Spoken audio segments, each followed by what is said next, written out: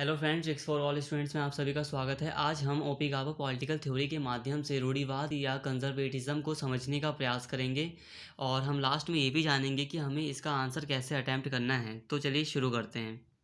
रूढ़िवाद एक ऐसी राजनीतिक विचारधारा है जो लंबे समय से चली आ रही सामाजिक राजनीतिक व्यवस्था को बिना परिवर्तन के बनाए रखना चाहती है। रूढ़िवादी वर्तमान व्यवस्था का गुणगान करते हैं और ऐसी नीतियों तथा कानूनों को अपनाने से मना करते हैं जो नए हैं या जिनका हमें अनुभव नहीं है। कहने का मतलब है कि रूढ़िवाद के अनुसार नए परिवर्तन या कानूनों को हमें नहीं अपनाना चाहिए।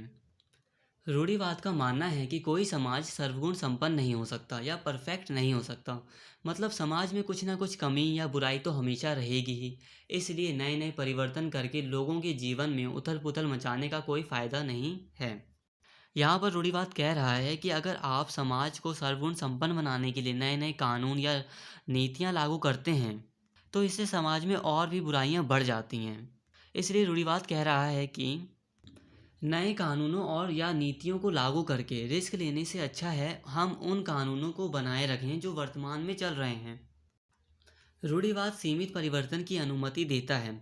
मतलब कि अगर थोड़े से परिवर्तन की ज़रूरत है तो हम थोड़ा परिवर्तन कर सकते हैं, परंतु ये क्रांति या आमूल परिवर्तन का विरोध करता है। यहाँ पर क्रांति का अर्थ समझ लेते हैं। क्रांति का अर्थ है जब किसी चीज़ में पूरी तरह परिवर्तन आ जाता है तो वह क्रांति कहलाता है। दोस्तों, आपने सुना होगा कि जैसे कि अमेरिका जब आज़ाद हुआ तो उसे हम अमेरिकी क्रांति कहते हैं या अमेरिका की क्रांति कहा जाता है। तो यहाँ पे अमेरिका की क्रांति क्यों कहते हैं? क्या हुआ कि जब अमेरिका इंग्लैंड से आज़ाद हुआ तो उसने स्वयं को पूरी तरह परिवर्तित कर लिया था। इंग्लैंड से पूरी तरह अलग बना लिया। उसने अपनी लैंग्वेज को भी परिवर्तित कर दिया। आपने देखा होगा ना, अमेरिकन इंग्लिश अलग है, ब्रिटेन की इंग्लिश अलग है। अमेरिका में जो गाड़ियाँ चलती हैं उसकी ड्राइविंग सीट अलग है और इंग्लैंड की ड्राइविंग सीट है वो अलग है। और अमेरिका ने जो इंग्लैंड में शासन पद्धति चलती थी, संसदीय शासन पद्धति की बजाय उसने अध्यक्षात्मक शासन पद्धति का निर्माण किया, उसको अपनाया। यहाँ पर कहने का अर्थ यह है कि जो क्रांति होती है वो पूरी तरह परिवर्तित कर देती है। तो आई थिंक आपको क्रांति का अर्थ समझ में आ गया होगा। और एक और बात कि जो भारत आज़ाद हुआ, जब भारत आज़ाद हुआ तब हम उसको आंदोलन कहते हैं, क्रांति नहीं कहते। क्योंकि हमने इंग्लैंड की कई सारी चीज़ों को बनाए रखा, हमने संसदीय प्रणाली वगैरह को बनाए रखा।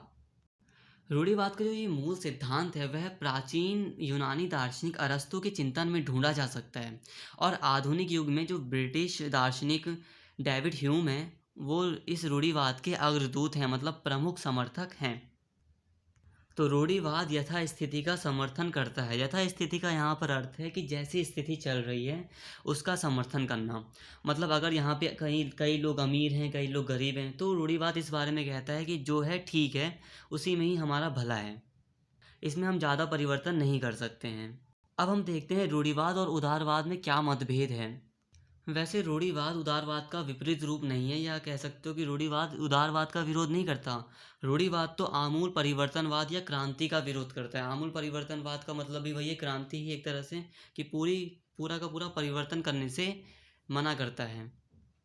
बट फिर भी इसमें कुछ मतभेद हैं, हम उन्हें देख लेते हैं इन दोनों ही विचारों में। उदारवाद के समर्थक राज्य को एक मशीन के रूप में देखते हैं और व्यक्तियों को इस मशीन के अलग अलग पुर्जे समझते हैं। यहाँ पर कहने का मतलब यह है कि जो उदारवाद है उसका कहना है कि जो राज्य है वो व्यक्तियों के कारण ही है। मतलब व्यक्ति अच्छे होंगे तो राज्य भी अच्छा होगा, व्यक्ति जितने ही काबिल होंगे राज्य उतना ही काबिल होगा। मतलब व्यक्ति राज्य चलाते हैं। बट रूढ़िवाद थोड़ा सा अलग है। रूढ़िवाद के समर्थक राज्य को एक जीवित प्राणी के तुल्य मानते हैं और व्यक्तियों को उसके परस्पर आश्रित अंगों के रूप में देखते हैं। यहाँ पर कहने का मतलब यह है कि रूढ़िवाद कहता है कि राज्य के कारण ही व्यक्तियों का जीवन निश्चित होता है। मतलब राज्य ही निर्धारित करता है कि व्यक्ति किस प्रकार रहेंगे और व्यक्तियों की जितनी भी गतिविधियां हैं वो राज्य के द्वारा ही होती है। एक दूसरा अंतर देखते हैं। उदारवाद नए नए साहचर्यों के निर्माण को प्रोत्साहन देता है, परंतु रूढ़िवाद चिर प्रचलित साहचर्यों का समर्थन करता है। यहाँ कहने का अर्थ यह है कि जो उदारवाद है वो नए नए विचारों को आने देता है, नए नए विचारों को प्रोत्साहन करता है, देता है। जैसे कि उदाहरण के लिए जो एक अमेरिका देश है, एक उदारवादी देश होने के कारण वो क्या करता है, नए नए माइंड को दुनिया के अपने देश में बुलाता है। बट रूढ़िवाद का कहना है कि जो वर्तमान समय में या जो प्राचीन समय से जो कानून चल रहे हैं, जो विचार चल रहे हैं वही अच्छे हैं, इसलिए वो बस उन्हीं का समर्थन करता है।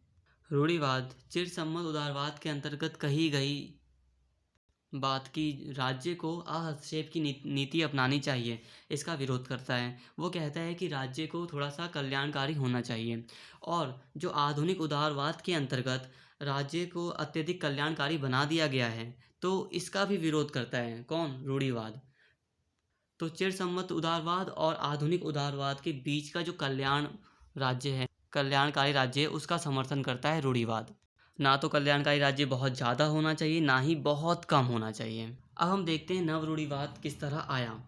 तो क्या हुआ कि स्पेशली ये अमेरिका में इसका जन्म हुआ। इसमें रूढ़िवाद की ही विचारधाराएं सम्मिलित हैं।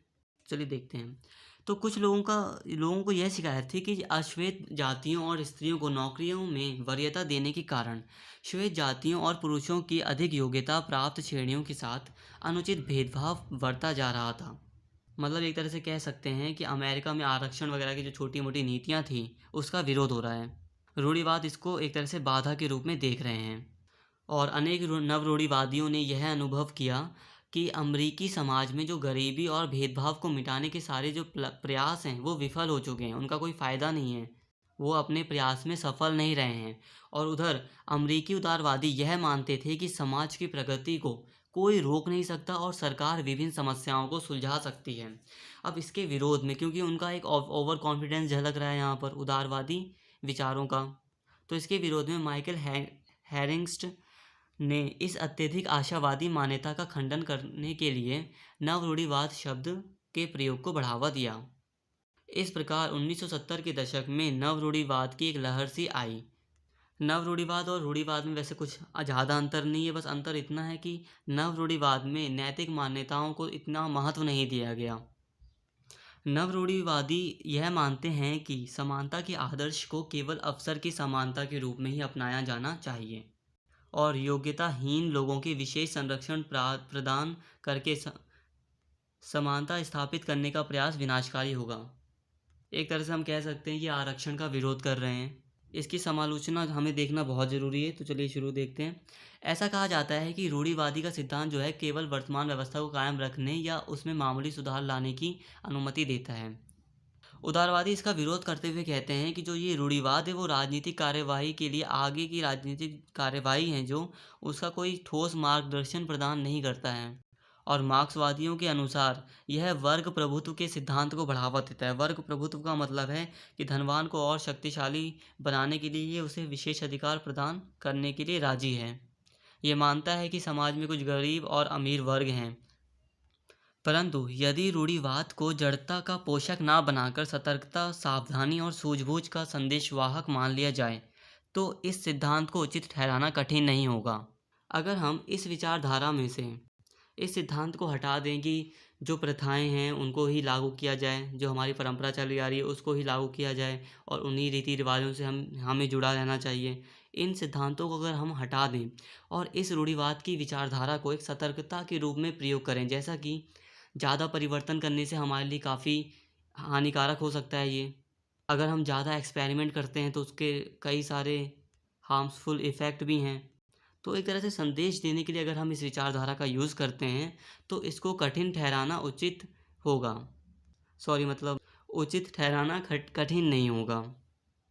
तो अगर आपके एग्ज़ाम में रूढ़िवाद से संबंधित कोई सा भी क्वेश्चन आए, चाहे यूपीएससी में है, चाहे बीए स्टूडेंट्स के लिए अगर एग्ज़ाम में क्वेश्चन आ रहा है, तो उन्हें क्या करना है, पहले इसका इंट्रो लिखना है। थोड़ा सा आप इंट्रो पार्ट लिखोगे, उसके बाद जो मैंने अभी रूढ़िवाद अच्छे से समझाया आपको वो लिखना है।